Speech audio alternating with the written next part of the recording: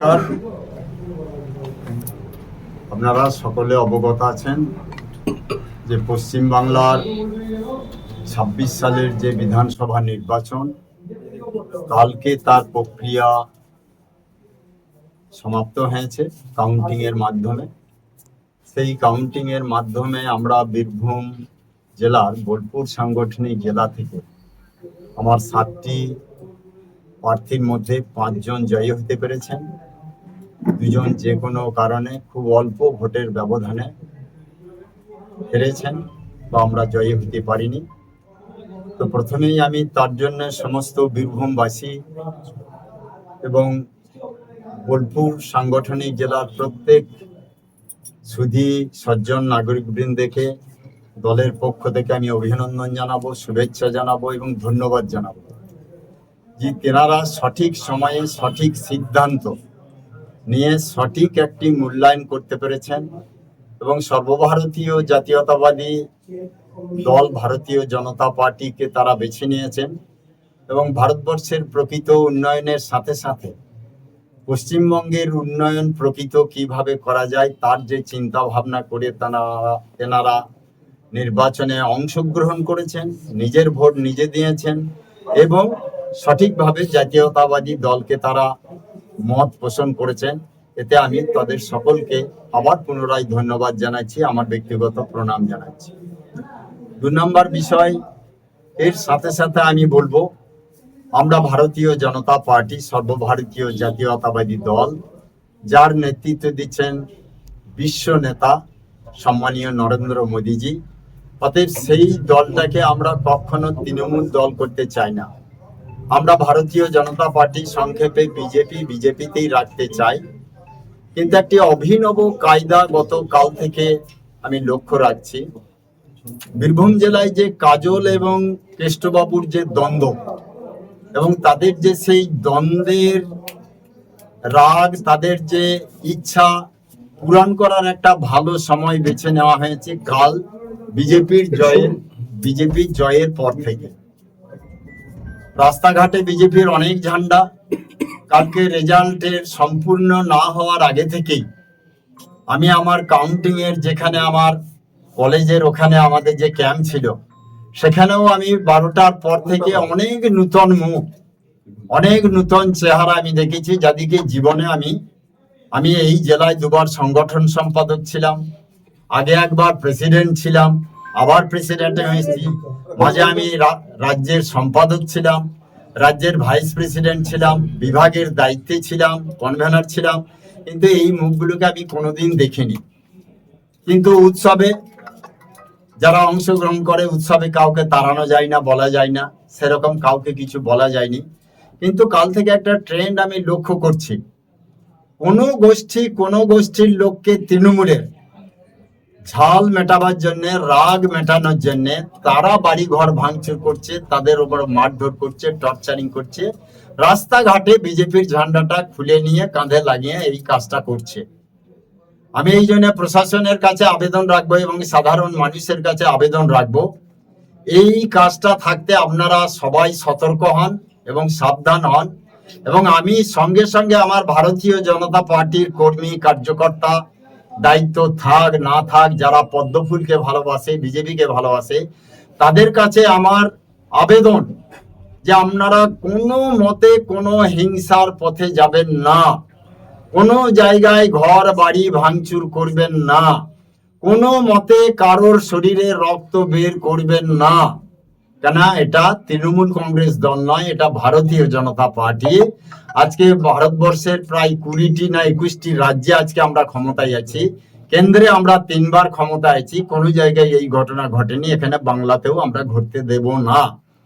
অতএব সেই জন্য আমি সকলের কাছে অনুরোধ রাখছি, বিশেষ করে ভারতীয় জনতা পার্টিরও কিছু যুবক সম্প্রদায় নূতন এসছে, কোনোদিন মিছিলে মিটিং এ হাঁটেনি, আজ জয়ের গন্ধ পেয়ে তারা লাফাতে শুরু করেছে। তাদেরকে বলবো, ভাই, দল করতে গেলে দলের নিয়ম, দলের কানুন এবং দলের নির্দেশ, দলের হুইপ মানতে বাধ্য, যে যত বড়ই আমরা নেতা হই না কেন।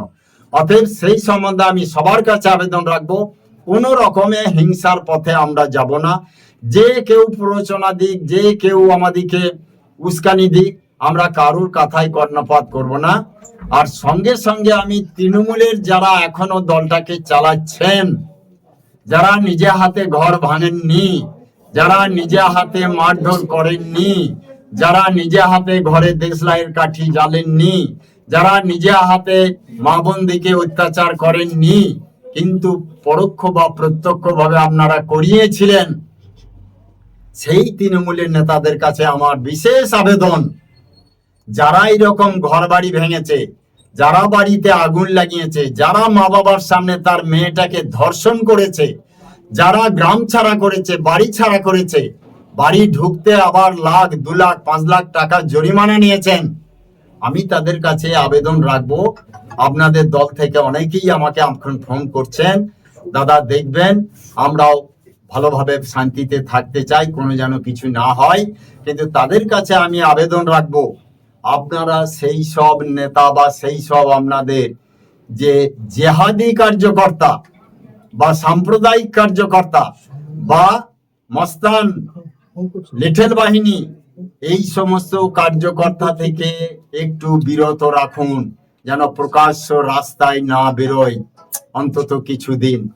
যদি রাস্তায় বেরোয়, যার বাবার সামনে যার মেয়েটিকে ধর্ষণ করেছে, যার বাড়িতে দেশলাইয়ের আগুন নিয়েছেন, যাকে ঘর ছাড়া করেছেন, গ্রাম থেকে গ্রাম তুলে এনে অফিসের মধ্যে হাত পা ভেঙেছেন, আবার শুট আউট করার মতো ভাঙা অবস্থায় বলেছেন ছুটে চলে যা, এইগুলো যারা করেছেন তাদেরকে কিন্তু সাধারণ পাবলিক ক্ষমা করবে না।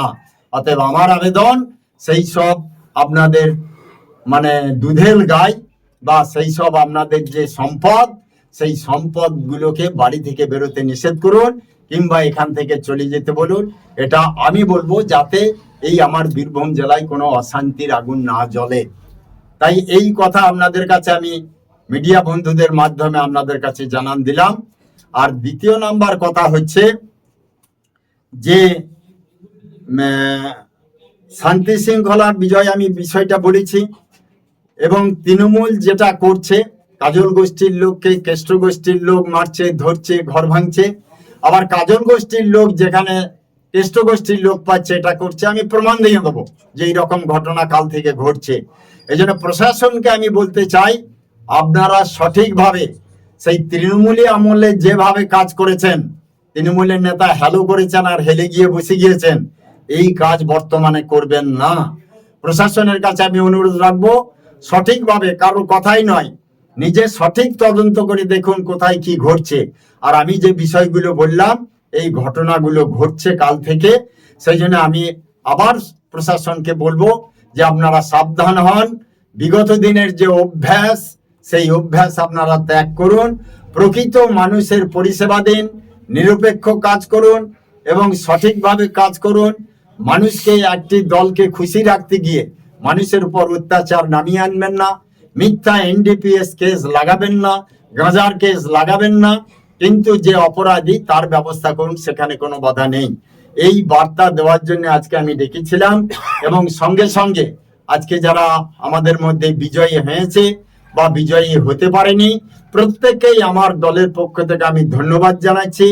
তাদেরকে আমি আরো বিশেষ করে ধন্যবাদ জানাবো যে এই তৃণমূলের বাজারে তৃণমূলের এত অত্যাচার, ব্যভিচার, তারপরেও তারা সোজা হয়ে দাঁড়িয়ে অনেক লড়াই করেছেন, নির্বাচনে অংশগ্রহণ করেছেন, কাউন্টিং এর ব্যবস্থা নিয়েছেন, কাউন্টিং করেছেন। অতএব তাদেরকেও আমি ধন্যবাদ জানাবো। যারা জিতেছেন, হেরেছেন, কোনো বিষয় নাই, হার জিত আছেই। তো সেই জন্য আপনাদের সকলকে ধন্যবাদ জানাবো। আর সঙ্গে সঙ্গে আপনাদের মিডিয়া বন্ধুদেরকেও আমি আমার আন্তরিক ধন্যবাদ জানাচ্ছি।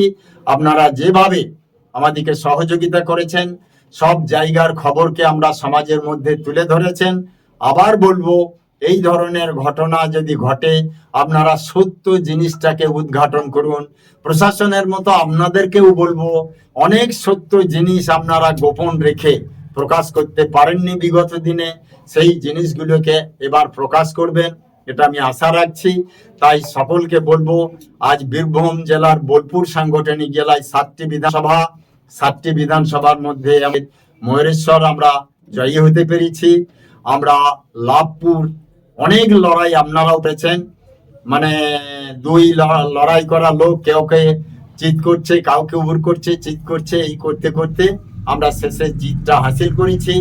আমার এখানে বর্ধমান জেলার মধ্যে আউসগ্রাম, সেখানে আমরা জয় হাসিল করেছি। আমাদের মঙ্গলকোট, সেখানেও আমরা জয় হাসিল করেছি। এবং কেতুগ্রাম, সেখানেও 30,000 ভোটের ব্যবধানে বিরোধী দিকে হারাতে পেরেছি। এবং বাকি যে দুটো বিধানসভা, আমার নানুর, যেটা আমি বলবো, নানুরের মানুষ এত ভোট দেওয়ার পরেও আমরা কি কারণে হারলাম, কাল আপনারা দেখেছেন আমরা ধর্নায় বিক্ষোভে বসেছিলাম। আমরা রিকাউন্টিং এর জন্য আমরা আবেদন রেখেছি। আমরা ডিএম সাহেব এবং এখানে যিনি অবজারভার সাহেব ছিলেন তার কাছে আবেদন রাখবো, আপনারা এই 287 নম্বর অ্যাসেম্বলি এটাকে রিকাউন্টের ব্যবস্থা করুন, তাহলে সব ঠিক হয়ে যাবে। আর সর্বোপরি আমি আবার বলবো, আমার জেলায় আমি কোনো ব্যক্তিগতভাবে অশান্তি চাই না। শান্তির মধ্যে সবাই সুখে শান্তিতে বেঁচে থাকুক। আমি চাইবো আমার মা বোনেরা স্কুল কলেজ গিয়ে তার মা বাবা যেন চিন্তায় না থাকে, ঠাকুর ডাকতে না হয়, মুসলমান দিকে আল্লাহ ডাকতে না হয় যে আমার মেয়েটা সঠিকভাবে ফিরে আসবে কিনা। এই জন্য 24 ঘন্টা আপনারা স্বাধীনভাবে চলাফেরা করবেন। এখানে রাজনৈতিক ঊর্ধ্বে উঠে দলমত নির্বিশেষে সবাই সেইভাবে আচরণ করবেন। কিন্তু বিগত দিনে যা করেছেন, করিয়েছেন, এগুলোকেও আপনারা মূল্যায়ন করুন। এই আবেদন রেখে আজকে আমি এই জন্য আপনাদেরকে ডেকেছিলাম। সকলকে আমার আবার নমস্কার জানিয়ে ধন্যবাদ জানালাম। কারো কিছু প্রশ্ন থাকলে করতে পারেন। হ্যাঁ শ্যামাদা, যেটা হচ্ছে যে এই যে রাজ্যের শাসক দল বলেছিল বিজেপির কোনো সংগঠন নেই, বুথে এজেন্ট দিতে পারে না, তারা আবার জিতবে নাকি, তো সে জায়গায় দাঁড়িয়ে এই যে মানুষ দুহাত দলগুলো কটাক্ষ করা হয়েছে। আমি একটা ছোট্ট উদাহরণ দিয়ে কথাটা বলতে চাই। বাড়িতে দেখবেন খুব দামি দামি বড় ডেঞ্জারাস কুকুর পোষে, কিন্তু কুকুর যখন